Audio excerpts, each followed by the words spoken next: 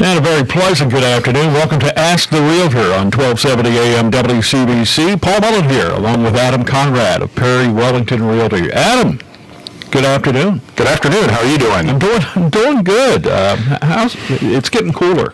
Yeah, it is getting a little cooler out. Yeah, I tell you, a little drizzly this week. Last week was a great week. Perfect week. And I think last week we were talking about how to get your furnace ready and some other, do-it-yourself projects for getting ready for fall.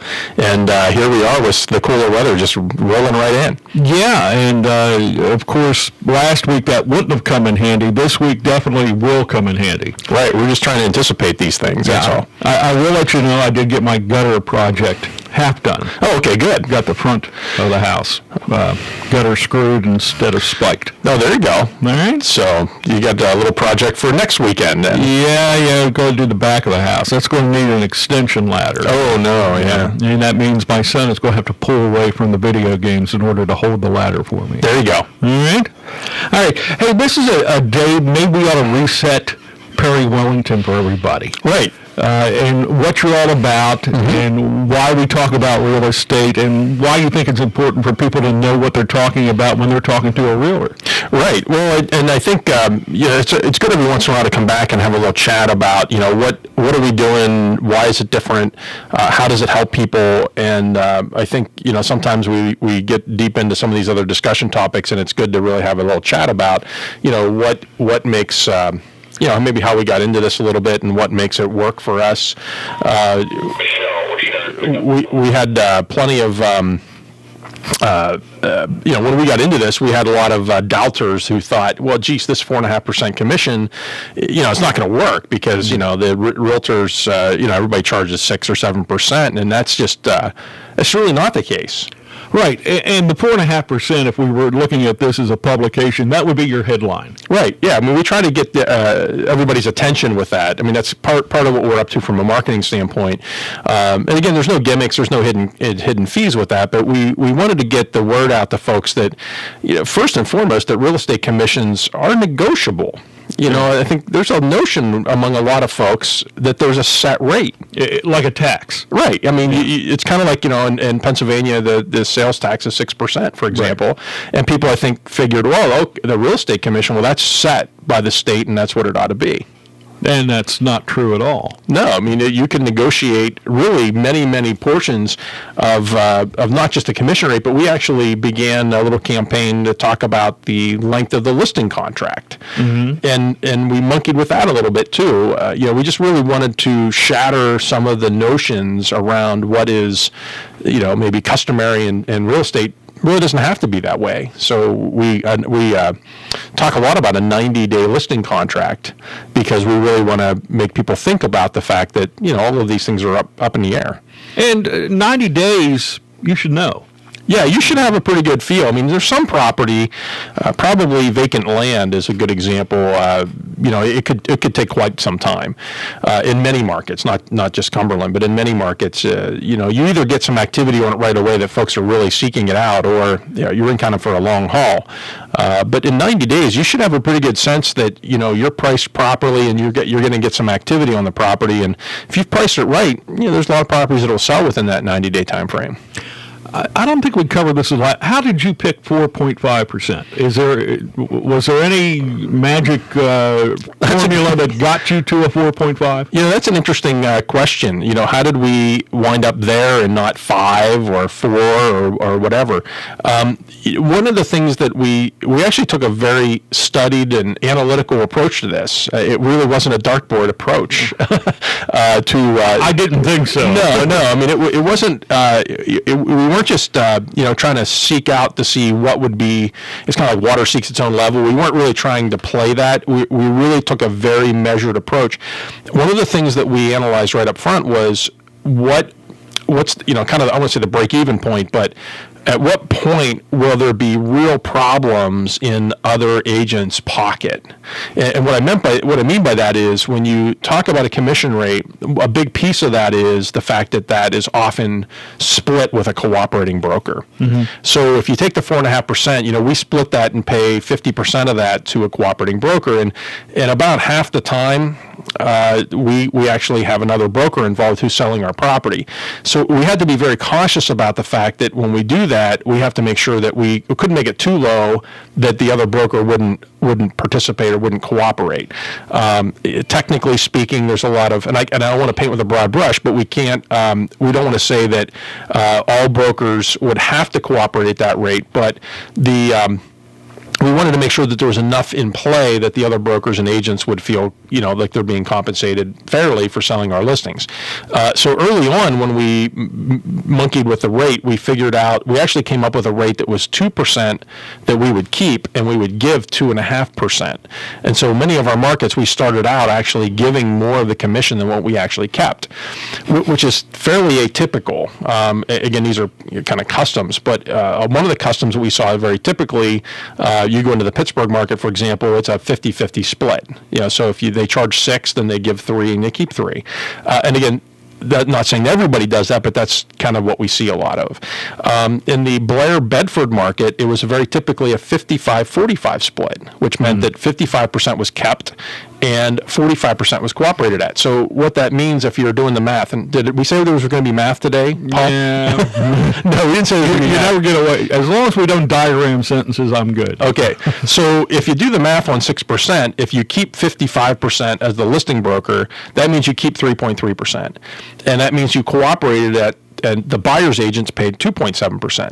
So early on, Paul, the way we made this really work very successfully was we gave 2.5. And 2.5 and 2.7 are awfully darn close, particularly when you consider that the agent has a split with their broker. So it's not like the agent's taking a hit on all of it. It made it pretty doggone close. And as we progressed with that and made a lot of headway with it, we saw that some of the other brokers had started to monkey with their commission rates. And here we are now seeing many of them at 2.25% commission. So now you're the trendsetter. Yeah. So we actually now I can't say that that's again, I don't want to paint with a broad brush. I don't want to say that everybody in Cumberland charges this price, because that's not true. But we see a lot of commission rates where 7% is charged in Cumberland, and then so the broker keeps 4% and gives 3% to the cooperating whoever brings the buyer. And so admittedly, Paul, 2.25 versus 3% is there's a bit of a difference there. Yeah. But one of the things that we look at is the markets. We really are reflecting on the fact that the market's changed quite a bit. So when we came up with this 4.5%, part of it was analyzing, would we get cooperation? Would the agents still feel compensated fairly? And the other piece is that the business has changed. So the buyer's agent, I think I told a story a couple of shows ago where I showed a couple of properties, and literally I showed one property and the deal was struck. So if I don't have to show properties for weeks on end and drive them around and burn tanks full of gas and run the rubber off my tires, should I be paid as much? So with the advent of 3D tours, all of the photography, video, all of the things that we do, you can make a pretty solid argument that there's opportunity to save time and money and save the client some money is really what we're looking at. And if you save time, let's go to the bottom line. If you save time, you can sell more properties, right? Exactly right. So one of the things particularly for agents who are listing agents, to say, 4.5%, I'm used to making 6, and I'm used to that extra pay. I said, well, here's the thing to think about. You could sell one house for 6%. You could sell 2 houses for 4.5%. If you, and maybe it's not, that you sell 50% more houses. Maybe over the year's time, instead of you selling 20 homes, you sell 26 homes. And you start to do the math and you realize that if you walk into a consumer's home and you offer them 4.5% commission, you're much more likely to get the deal because of the aggressive commission rate and how much money the client's going to save. So think of it that way, and how much more successful you'll be, and that you don't lose the listing. And it also gets the houses off the listing quicker. Well, yeah, I was meeting with some folks who were looking to sell a farm in another market.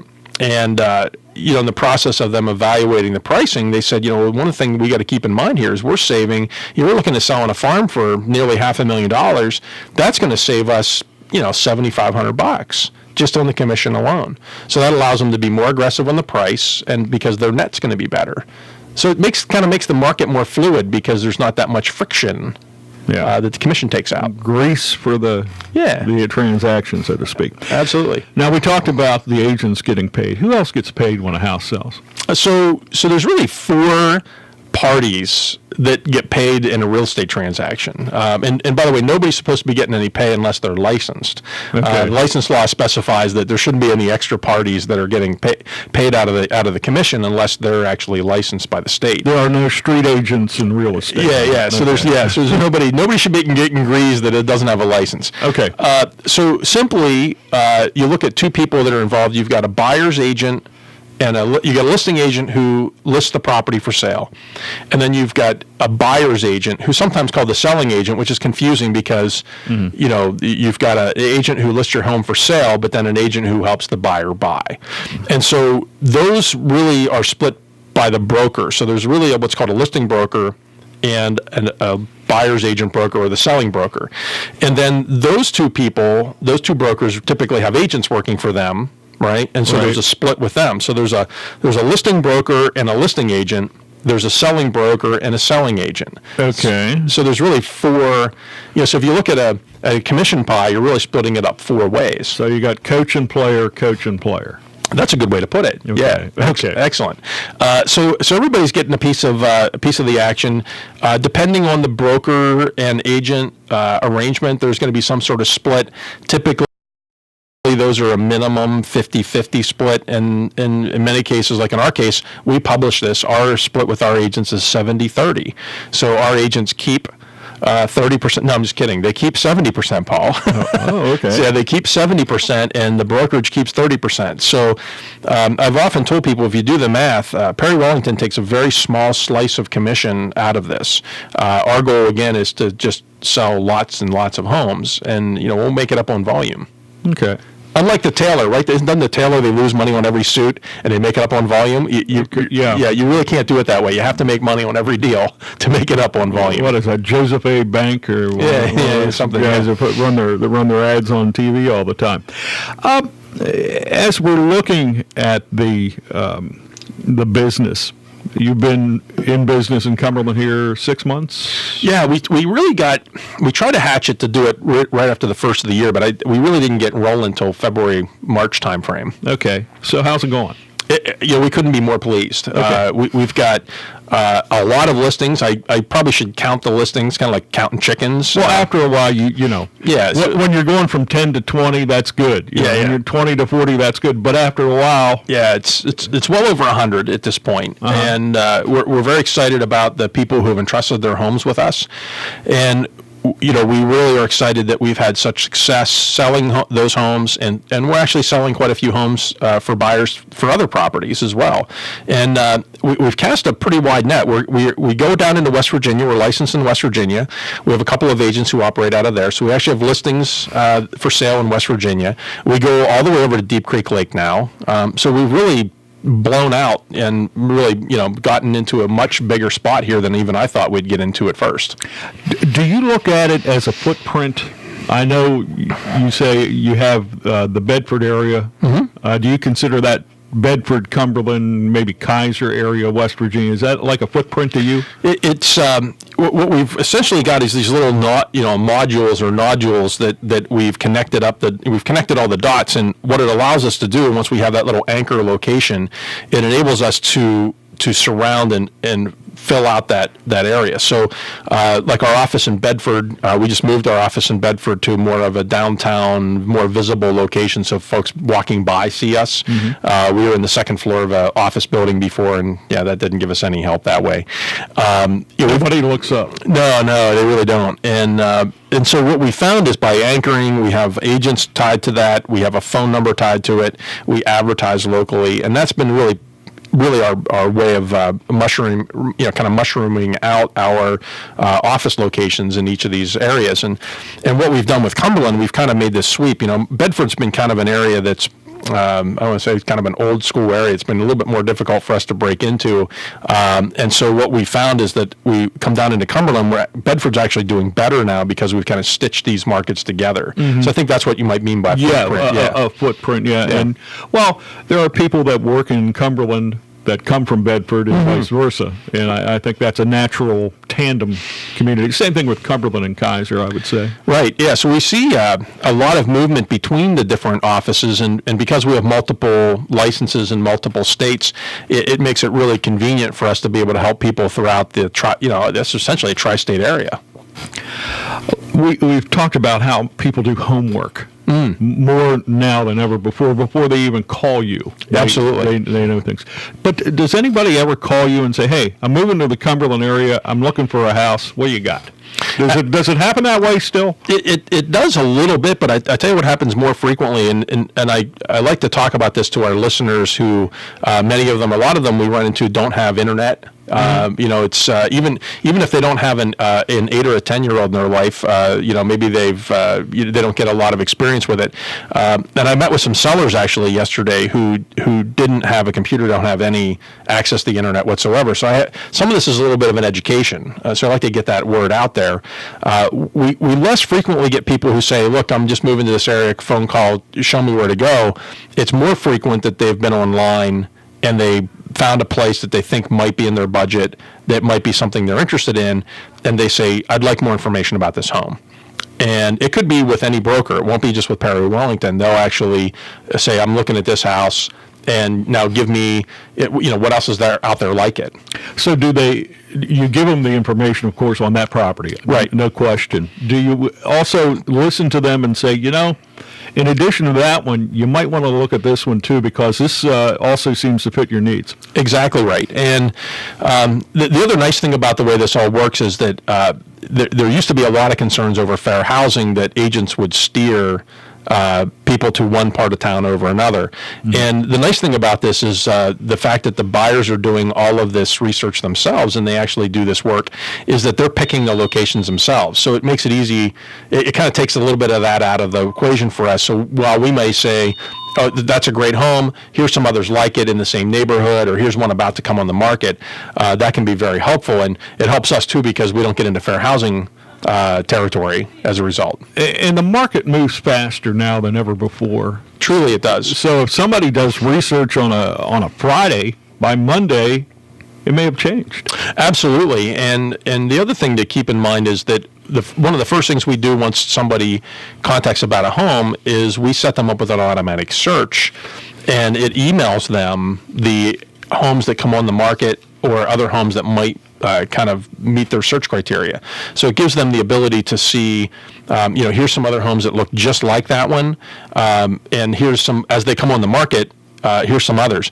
And that surprises a lot of sellers, because, homes literally, a lot of sellers are expecting that they're going to see homes advertised in the weekly newspaper guide for real estate, and they also expect them to be, they look for them in print a lot. And it's shocking how many homes actually hit the market and sell before they ever hit the weekend print.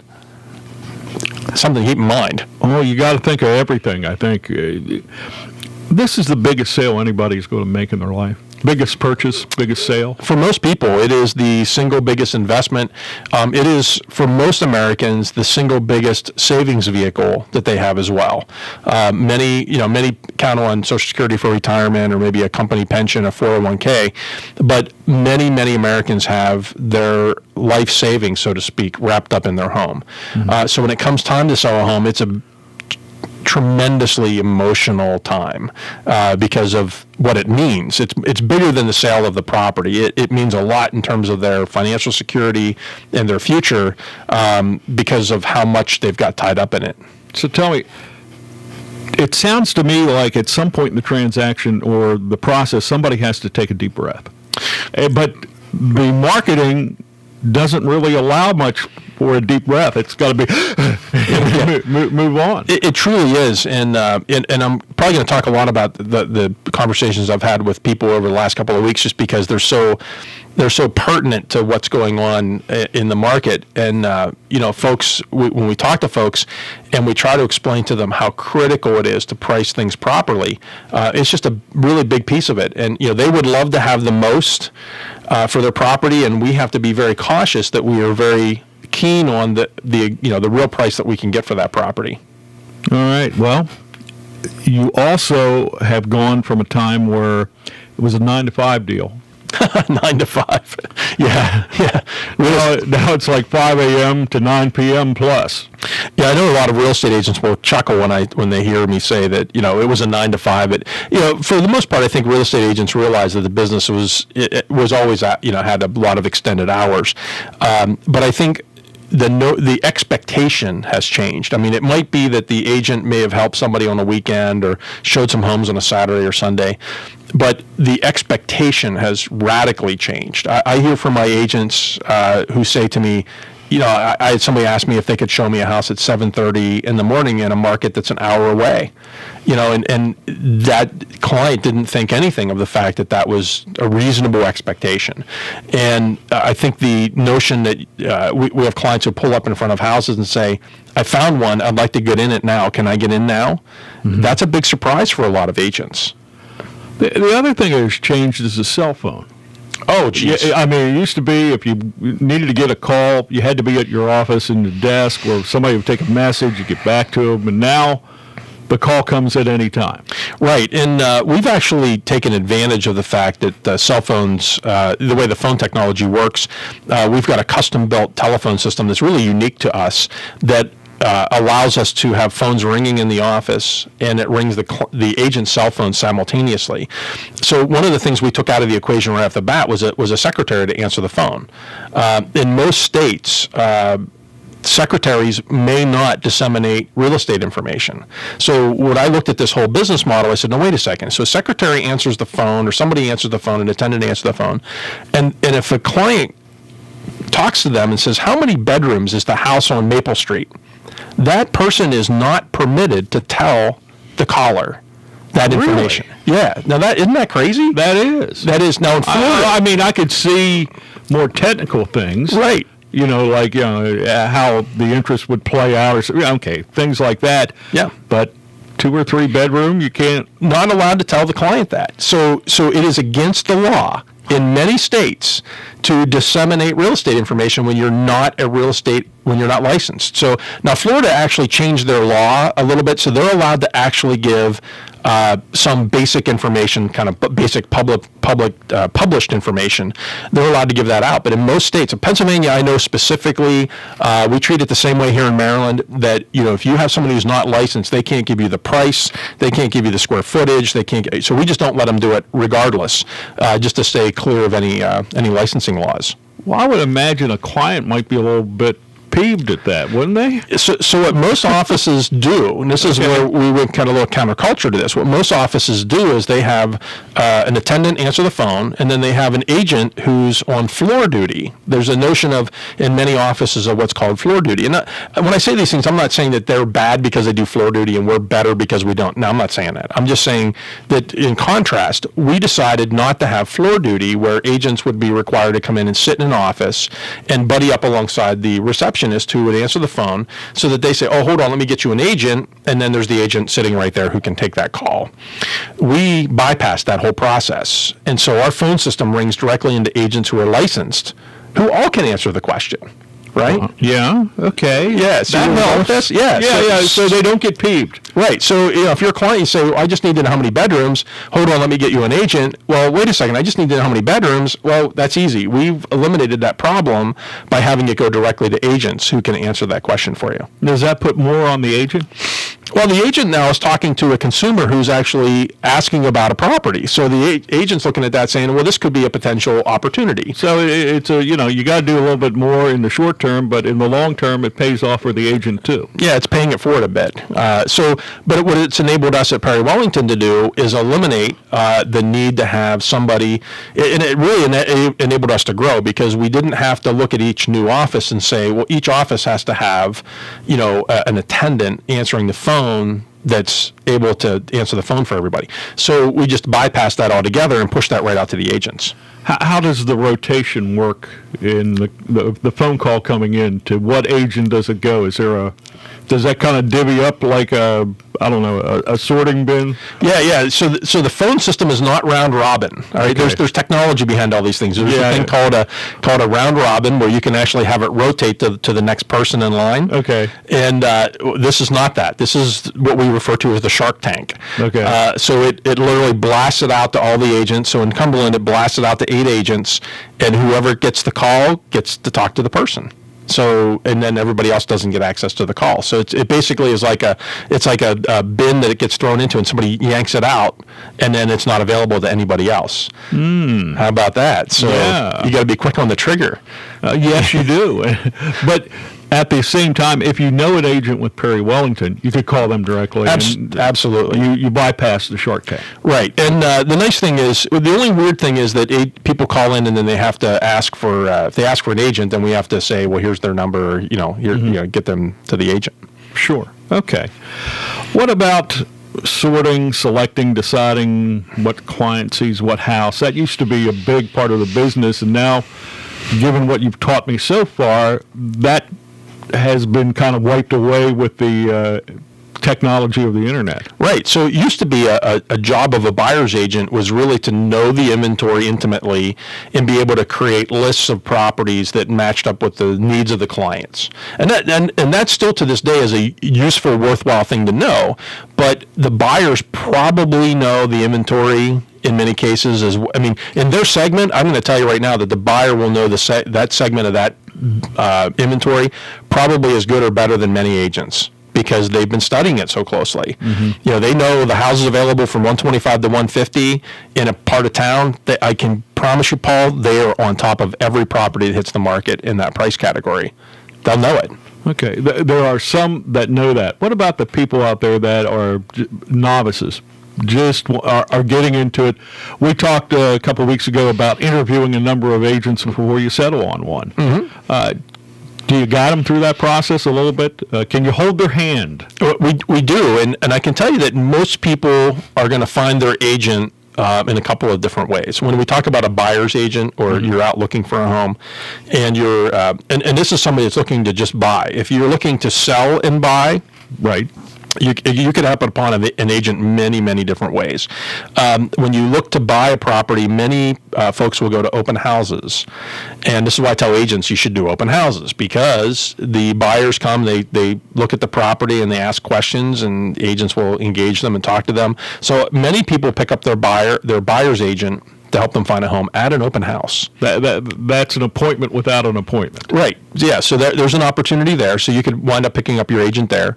The other place is many buyers, when they're just getting into the process, will call what we do. We call it calling off the sign. So calling off the sign means you see a house you'd like to look at, and you see the sign out front, you see the name, you call the agent who has listed the home. Probably not the best way to find your agent, because that person is already representing the seller. So you as a buyer, if you're really engaged about that house, that person's been working with the seller. In many states, it's not legal for that person to also represent you. What ends up happening is you end up being represented by nobody, but that's a whole other story for another day. But many people wind up getting their agent that way. From calling off the sign. The actual interview process for a buyer's agent usually doesn't really happen. It usually happens that you get kind of stuck to an agent based on an open house or a call, or maybe a family member or somebody you already know or used before. That's if you don't have a house to sell. If you have a house to sell, you may have picked up your buyer's agent by having picked them as a listing agent. So the person who's listing your home for sale will often help you find the house that you're looking to purchase. Oh, okay. Well, it all becomes clear. Yes, it does.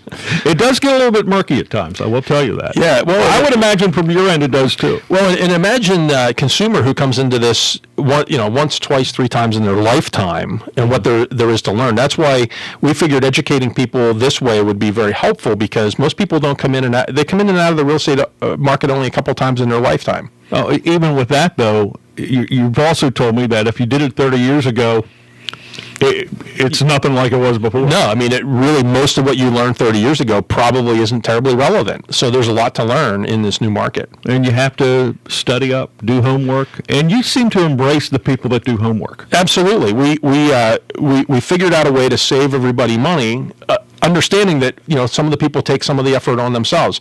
We're happy to do all of the work. It is full service, but, that's just part of what we do. Full service.